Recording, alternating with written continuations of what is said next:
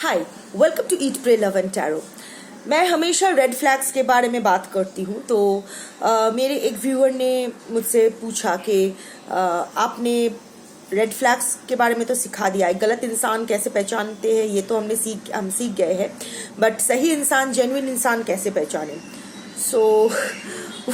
सब कुछ तो स्पून फीड नहीं किया जा सकता है, तो वहाँ आपको भी थोड़ा अपना लॉजिकल थिंकिंग, अपना हेड, हर्ट और गट का इस्तेमाल करना पड़ता है। बट फिर भी she has a point, because this is my responsibility. अगर मैं रेड फ्लैग्स के बारे में बात करती हूँ तो मुझे ग्रीन फ्लैग्स के बारे में भी बात करना चाहिए। अगर कैसे इंसान से, मैंने व्हाट काइंड ऑफ पर्सन से आपको दूर रहना चाहिए, ये अगर मैं बताती हूँ तो किस इंसान पर आप थोड़ा भरोसा कर सकते हो ये भी मुझे बताना चाहिए। सही है, तो मैं आज इसी बारे में बात करूँगी। वैसे तो सब कुछ इंटरनेट पे अवेलेबल है, there are very good books जो आप पढ़ सकते हो इस personality traits and all this के बारे में, रिलेशनशिप्स के बारे में। There are therapist who can guide you actually in a more with more clinical terms and other things. But पर कभी कभी होता है ना कि कोई अगर हमारे सिंपली हमें समझा दे तो वो आसान हो जाता है। तो मैंने मेरे जो भी थोड़े बहुत रिसर्च और स्टडी है वहाँ से मैंने ब्रॉडली 7 पॉइंट्स डिराइव किया है। 7 वैसे तो बहुत सारा चेकलिस्ट है, आप एक के बाद एक चेकलिस्ट टिक करते ही जा सकते हो, टिक या क्रॉस करते जा सकते हो। बट ब्रॉडली आई फाउंड के दीज आर द 7 चेकलिस्ट, ये 5 दिखा रही हूँ, 7 चेकलिस्ट जो आप लोग देख सकते हो कि if these are the qualities your person has in them, तो आप जान सकते हो कि ये आपके पर्सन एक ग्रीन फ्लैग पर्सन है, लाइक एक सेफ पर्सन है, इमोशनली सेफ पर्सन है, एंड या आपके लिए सही है, जेन्युइन है, whatever. So yeah, let's begin, but before that I need to protect my energy. So all harm and negativity directed towards me by anyone return to them tenfold with immediate effect. This is my will, so mote it is. One sec.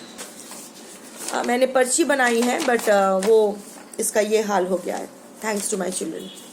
Anyway, so let's begin कि ऐसे कौन कौन से qualities होना चाहिए एक इंसान में ताकि आप जानो कि वो इंसान ग्रीन फ्लैग है, which means he or she has the ability to offer you emotional safety in a relationship. So सबसे पहले आता है consistency. You have to watch for action, not words. आपको ये देखना है कि आपके पर्सन day 1 से जैसे है आपके साथ कॉन्स्टेंटली वो कंसिस्टेंसी वो मेंटेन कर रहा है या कर रही है या नहीं। मेल फीमेल जो भी है, नर नारी किन्नर ट्रांसजेंडर व्हाटएवर, जो भी आपके पार्टनर है अपने हिसाब से फिक्स कर लो, मैं मेरे काकी पे मत जाओ। So if you see that your person is being consistent through out the relationship, like अगर सुबह गुड मॉर्निंग टेक्स्ट और रात को गुड नाइट टेक्स्ट वो भेजता था day 1 में, तो day 10,000 में भी वो उसको मेंटेन कर रहा है, कहीं भी हो कैसे भी हो, वो 2 टेक्स्ट भेजता ही है। अगर आप में ऐसा है कि ऑल्सो ही और शी, मैं ही मेंटेन करती हूँ, मेरे लिए आसान रहता है। So also he is there always emotionally available for you. एक लाइक उसका प्लान्स ऐसे अचानक से बदल नहीं जाते हैं विदाउट टेकिंग। सपोज आप एक बहुत अच्छा डेट नाइट प्लान करते हो, दोनों मिलकर ही करते हो, लास्ट मोमेंट पे he just chickens out कि नहीं मैं नहीं आ सकता, not that. He maintains consistency कि अगर कहा है कि मैं आऊँगा तो मैं आऊँगा। 5-10 मिनट लेट हो सकता है, इधर उधर हो सकता है, शायद मैं जितना टाइम मैंने कहा था कि I would be spending with you, I'm not being able to spend that much time with you. I have to go before time. 1 घंटा रह के मैं चला जाना पड़ेगा, मुझे और काम है, बट वो आएगा। ही will be consistent, he will keep his word, his actions and words will match. ऐसा नहीं है कि कुछ बोल रहा है कुछ और कर रहा है, ऐसा नहीं होगा। They will be balanced and consistent also. Second is responsibility. he will take responsibility of his decisions and actions. अगर कोई गलती करता है, अगर वो कोई गलती करता है तो he will have the guts, the spine to apologize, to own his mistakes. ऐसा नहीं है कि आपने गलती की है, आपकी गलती की, जैसे वो सब कॉमिक लोग स्टैंड अप कॉमिक्स में बना के रखा है ना कि गलती किसी की भी हो आदमी को ही सॉरी बोलना पड़ता है. No not that. Let's talk serious here. So अगर आपकी गलती है वो अलग बात है, वो उसके लिए अलग पॉइंट है. तो अगर आपके पर्सन ग्रीन फ्लैग है और उसकी गलती हुई है तो वो अपनी गलती मानेगा, अपनी गलती का रिस्पॉन्सिबिलिटी लेगा और आपसे बात करेगा, देखो मुझसे ये गलती हुई है, so how can I rectify it. He will not just try but he will actually rectify that mistake, reform that mistake और at least make sure that he doesn't repeat the mistake. तो उसमें वो गट होगी. Instead of blame shifting, instead of gaslighting you, instead of shifting the blame on your kind, ये defensive हो जाना कि नहीं मैंने कोई गलती नहीं की है, तुमने ऐसा किया है इसीलिए मैंने ऐसा रिएक्ट किया है. Instead of doing that he will have the guts to own up his mistakes. He will be responsible towards his words, actions, decisions, even inactions. अगर वो कोई एक्शन नहीं भी लेते हैं जिसकी वजह से आपकी रिलेशनशिप सफर करता है तो उसकी भी रिस्पॉन्सिबिलिटी वो लेगा. Third will be vulnerability. Your person, if he or she is a green flag, तो वो आपके साथ सब कुछ शेयर करेगा, एक ट्रांसपेरेंसी मेंटेन करेगा, एक there will be a spontaneous communication between the two of you that will remain consistent from day one till the end of time. I mean जितने देर तक ये relation चलेगी. Also your person would not withdraw himself from his fears, from facing his dark side. वो आपके साथ अपना जो भी ड्रॉबैक्स है, जो भी उसके फियर्स है, जो भी उसकी ट्रॉमाज है वो आपके साथ शेयर करेगा. उसका जो भी डार्क साइड है वो आपके साथ वो शेयर करेगा. वो इमोशनली बिल्कुल आपके साथ वल्नरेबल रहेगा. और अगर हर रिलेशनशिप में झगड़ा होता है और अगर झगड़ा होता भी है तो instead of over reacting, over analysing, withdrawing himself, ghosting you, blocking you, moving out without closure, ये सब स्टूपिडिटी, ये सब रेड फ्लैग वाला हरकतें नहीं करेगा. वो क्या करेगा, आपकी बात सुनेगा और फिर आपको बोलेगा कि देखो तुमने जो कहा है मैं उससे अग्री नहीं करता हूं, but let's sit and talk it out and let's see how we can sort this out, how we can make this happen. वो भागेगा नहीं रिश्ते से, उसे आपके क्लोजनेस से, आपकी वल्नरेबिलिटी से डर नहीं लगेगा. वो प्रेशराइज्ड फील नहीं करेगा. आपके जो इनसिक्योरिटीज है उसको लेके वो प्रेशराइज्ड फील नहीं करेगा. रादर वो आपको लेके बैठेगा और सॉर्ट आउट करने की कोशिश करेगा कि how can we make this relationship work. Fourth point will be listen without judgment. We all have our traumas, we all have our insecurities, we all have our unknown fears. कभी कभी हम लोग अजीब से चीज़ों से भी हम लोग एक अजीब सा डर लगता है. कोई उसका बेस नहीं है, कुछ नहीं हुआ है, फिर भी वो डर लगता है. तो आपके पर्सन अगर ग्रीन फ्लैग है तो एक तो आप उससे you can talk to him about anything under the sun, moon and the stars. आपको हिचकिचाहट नहीं महसूस होगी, आप एप्रीहेंसिव नहीं फील करोगे कि कैसा वो रिएक्ट करेगा. ना बाबा नहीं बोलते हैं, चुप हो जाते हैं, हाफ बोलते हैं, हाफ नहीं बोलते हैं. ऐसा नहीं करना पड़ेगा. You can be very Frank, you can be just open your self out, you can just open your heart in front of your person और वो सुनेगा विदाउट जजमेंट. आपको अगर वो रोते हुए देखेगा तो वो है ये बात पे रोती है ये बोल के नहीं चला जाएगा.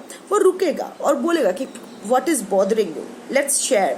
if you have a bad day at work, अगर आपके बॉस के साथ आपका बहुत घटिया रहा है दिन और आप वापस आते हो और ग्रजेस आपके होता है ना कि आप अपने मन में बड़बड़ाते रहते हो, ग्रज करते रहते हो, तो वो बोलेगा कि I am here, what can I do to make you feel better.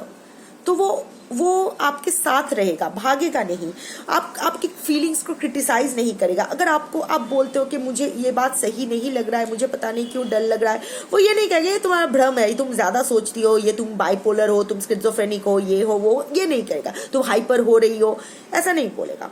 He will listen to you and he will tell you कि what is bothering you. Okay, बोलो तुम्हें डर कहाँ से आ रहा है, what is that point, what is the trigger point.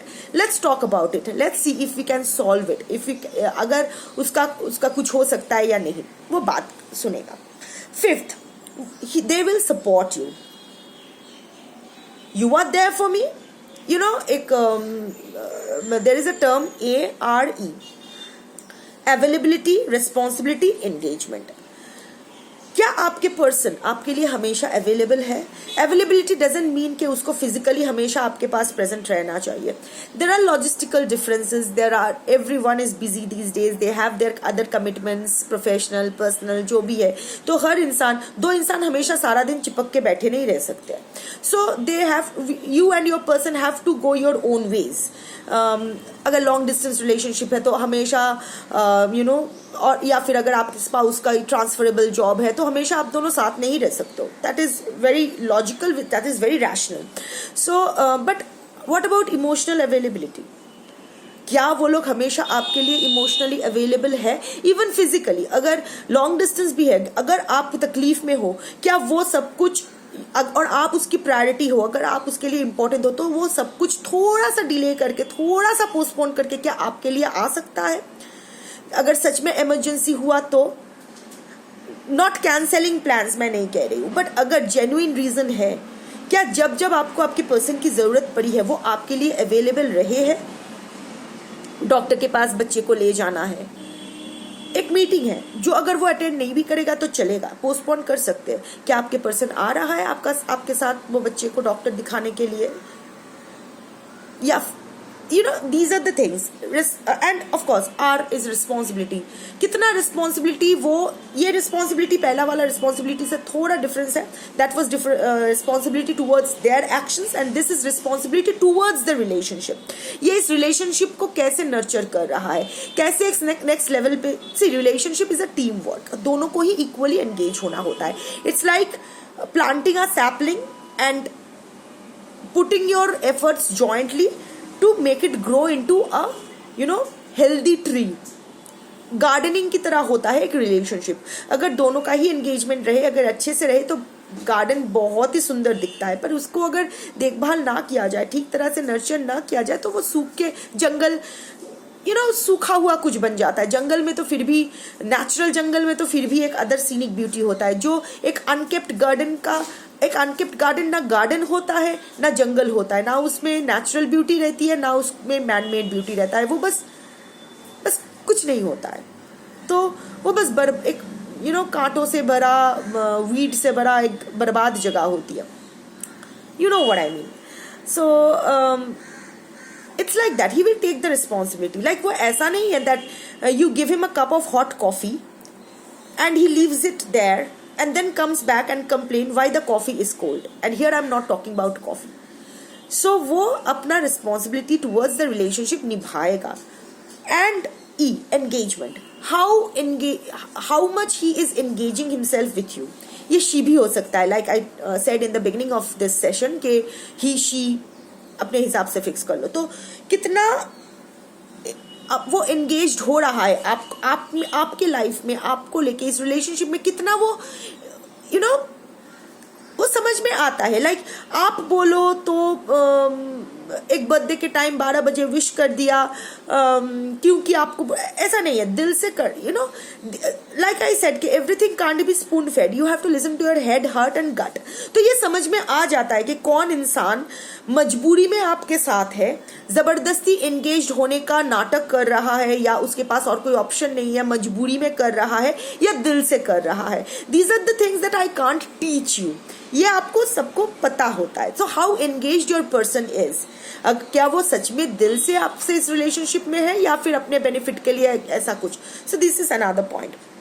Sixth point will be how much they respect your boundaries. अगर आपके पर्सन एक ग्रीन फ्लैग है तो वो आपको कुछ करने के लिए प्रेशराइज नहीं करेंगे, अपने हिसाब उनके हिसाब से कुछ करने के लिए पुश नहीं करेंगे बियॉन्ड योर लिमिट्स. सपोज एक बहुत ही आप प्रोफेशनली ऑफिस से बहुत थके हुए घर आए हो, it has been a super exhausting day for you, और आप किसी से बात नहीं करना चाहते हो, आपके पर्सन से भी बात नहीं करना चाहते हो, you just want to be with your self for some time, तो आपके पर्सन उसको हाइपर थिंक करके, ओवर थिंक करके आपको पुश नहीं कर, क्या हुआ है, बोलो बोलो, क्यों बात नहीं करो, मुझसे कुछ हुआ है, यू नो, ओवर रिएक्ट नहीं करने वाला है. ही विल अंडरस्टैंड जे ठीक है वो बहुत एग्जॉस्टेड है, सो लेट हर और हिम बी, वो थोड़ा रेस्ट वेस्ट ले लेते हैं. व्हेन ही और शी विल फील कंफर्टेबल वो आके मुझसे बात करेंगे. He will respect your boundaries and he won't push you beyond your boundaries. Also the 7th point would be empathy, compassion. ये भी दिल से आप ये फील कर पाओगे. Your head, heart and gut will tell you that if your person is actually an empath और is putting of a facade of being an empath. वो कितना कंपैशनेट एक्चुअल में है, या यू नो वो समझ में आ जाता है. इसको आप समझा नहीं सकते हो. There are therapist, there are research papers who would elaborate on this things, but मैंने पढ़ा है सब कुछ, बट फिर भी मुझे लगता नहीं है कि मैं इस बारे में एलाबोरेट कर सकती हूँ, क्योंकि ये तो ये आप खुद महसूस करोगे that how your person is reacting at times of your lows. जब आप लो फील करते हो तो आपके पर्सन कैसे रिएक्ट कर रहे हैं, जब आप हाई फील करते हो तो आपके पर्सन कैसे रिएक्ट करते हैं. द वे ही टॉन्ट्स और मेक्स फन ऑफ यू, क्या वो ऐसे ही निर्मल आनंद है, ऐसे ही दो इंसानों में वो हंसी मजाक है, या एक्चुअल में आपको नीचा दिखाया जा रहा है, एक्चुअल में आपके चॉइसेस को क्वेश्चन किया जा रहा है, आपकी आइडेंटिटी को क्वेश्चन किया जा रहा है, आपके व्यूज को क्वेश्चन किया जा रहा है. So this is the thing that you have to ask yourself. This I can't spoon feed you. इसके साथ मैं एक पॉइंट और ऐड करना चाहूंगी. ये तो रहे आपके पर्सन के ग्रीन फ्लैग्स, पर अपने पर्सन के ग्रीन फ्लैग्स को चेक करते हुए या चेक करने से पहले एक पॉइंट आप सेल्फ रिफ्लेक्शन का भी ऐड कर लो. खुद के अंदर भी झांक के देखो कि क्या आप आपके पर्सन के लिए ग्रीन फ्लैग हो, क्योंकि वो भी बहुत इंपॉर्टेंट होता है. कभी कभी हम लोग खुद के जब ऐसे पॉइंट फिंगर करते हैं तो 3 फिंगर्स अपनी तरफ होते हैं, 1 फिंगर दूसरे की तरफ होता है, पर ये 3 फिंगर्स हम लोग इग्नोर करते हैं. So you have to go into self-reflection before pointing your fingers at someone else, at your person. First, you need to do a check with yourself that if you are a red flag or a green flag.